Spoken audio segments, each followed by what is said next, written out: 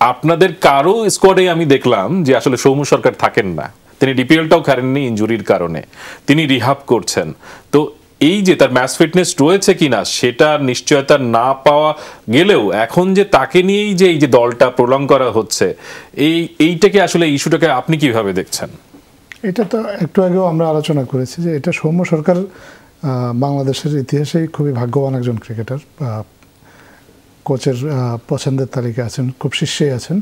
এই মুহূর্তে যদি কোচের পছন্দে না থাকতেন তাহলে হয়তো বাংলাদেশ দলটা আমরা ঘোষণা করে দিতেই দেখতে পেতাম। কারণ আমরা এর আগেও একটু আগে আমি বলেছি যে মাশরাফির ক্ষেত্রে যেটা হয়েছে 2011 বিশ্বকাপে, 2019 যদিও ওয়ানডে বিশ্বকাপ তাসকিনের ক্ষেত্রে যেটা হয়েছে, আমরা কিন্তু তাদের ইনজুরির জন্য শেষ মুহূর্ত পর্যন্ত তাদের জন্য অপেক্ষা করিনি। তারা কিন্তু আরেকটু সময় দিলে হয়তো তারাও ওই টুর্নামেন্ট ফিট হয়ে খেলতে পারতেন, কিন্তু আমরা সেই সময়টা তাদেরকে দেইনি। কিন্তু সৌম্য সরকারকে আমরা দিচ্ছি, এই দৃষ্টিকোণ থেকে উনি ভাগ্যবান। এখন দেখার বিষয় কোচ আসলে কীভাবে বিষয়টা হ্যান্ডেল করেন, কিন্তু সৌম্য সরকারকে নেওয়ার ব্যাপারে কোচ এবং বিসিবি যে খুবই আগ্রহী এটাও কিন্তু খুবই পরিষ্কার। আপনি একটু আগে সাইফুদ্দিনের ইস্যুটা যেভাবে বললেন যে খুবই পরিষ্কার ও ফিটনেস আছে, সৌম্য সরকারকে বোর্ড নিতে চায়, কোচ নিতে চায়, এটাও খুবই পরিষ্কার। এটা নিয়ে আসলে এই মুহূর্তে ডিবেট করার কোনো বিষয় নেই।